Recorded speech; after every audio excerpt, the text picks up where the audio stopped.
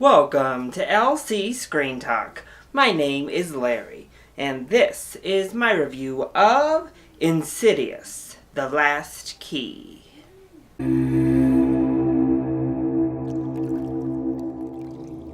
Insidious is one of the Hallmark Blumhouse James Wan horror films and has spawned into one of the most successful and longest running franchises for the studio. And I would say to mostly good results. I think the first Insidious is really strong.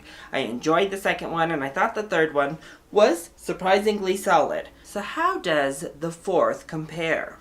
I think it's right about on level with the third. Surprisingly solid. So let's go ahead and talk about the positives. So my biggest positive, just in general for me, is that this is kind of a big love letter to Lin Shaye's character, Elise. She's really been the heart of this entire franchise, I'd say from that first film, even given that really good cast.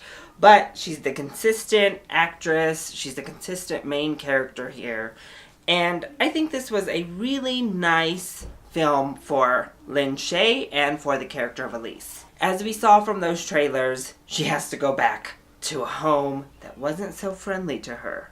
And I think they built up a really complex, really interesting and intriguing story revolving around her character. Her character had a lot to go through, a lot of revelations, a lot of personal demons to deal with, and one, I think Lin Shaye did a great job in the role, as she usually does, and I think that they really wrote this character very well. I think it was a great story in general, but again, in particular, for the character of Elise. It was wonderful. The film is also surprisingly funny. There are a lot of jokes in this movie, most of which come from her two sidekick guys, and most of them land. There are some that we'll get to in the negatives, but overall, funny stuff, there are good lines, it worked. And I feel like this film kind of went back to where the first two films were. I think the third film was a little bit of a diversion. This one gets back to the mythology with Elise and her gift, and I thought it was really nice. So aesthetically, story-wise, I thought it all tied in really well, especially to those first two films. And then there's an especially nice little tie that I was surprised by that I didn't know going into the film, so I'll go ahead and leave that for you to discover for yourself as well.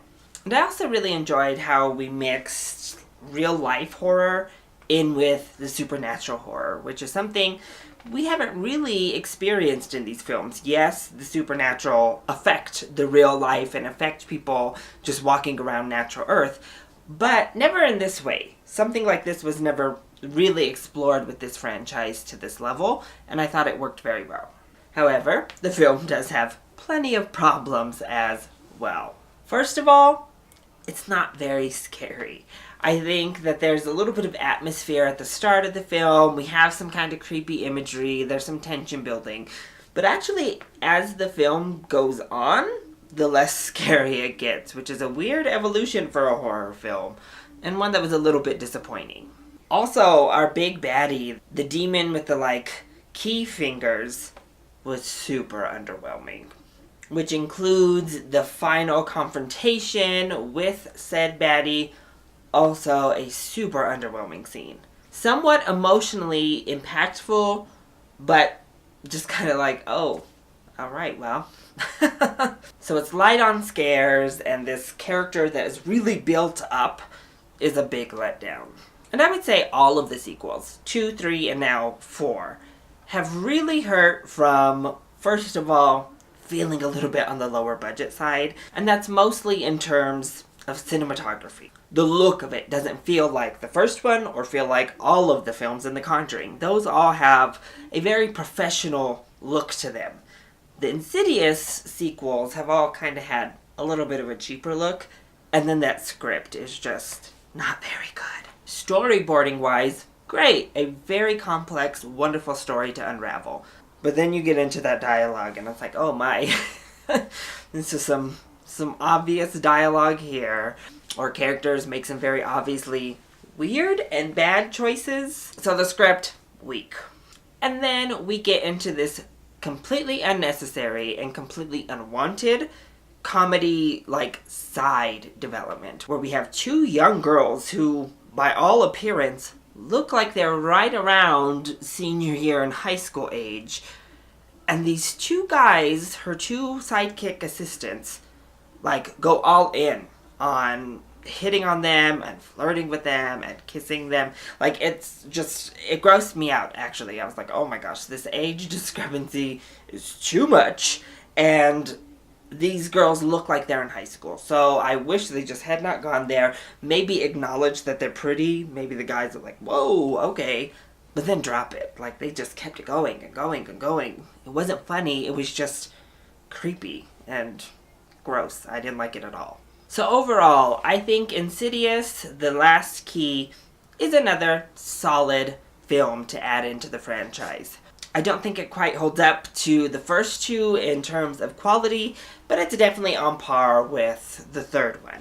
And I think if you are an Insidious fan, this is worth a full price ticket. You've grown to know this character, you've grown to really be attached to her, and it's a very nice story for the character of Elise. However, I don't think this appeals to anyone outside of the Insidious fandom. It's not scary enough to get new horror fans excited and wanting to be a part of the franchise now. It's not really high concept, high quality horror that will get people who don't typically like horror films wanting to come in or invested in the franchise. So honestly, if you're not already an Insidious fan, if you haven't enjoyed the other three, you could just skip this one altogether. This is pretty much a for fans only event, and I do think the fans will get something from it. So, that is my review of Insidious, The Last Key. I hope you enjoyed it. If you did, go ahead, click like down below, and subscribe to the channel so you are always up to date on our latest videos. Also, join in on the discussion. Are you excited to see Insidious, The Last Key? And which of the Insidious films is your favorite? Let me know either in the comment section down below, or you can hit me up on Twitter. I love you all so much for your support. Mwah! Thank you for watching, and I'll see you next time. Bye!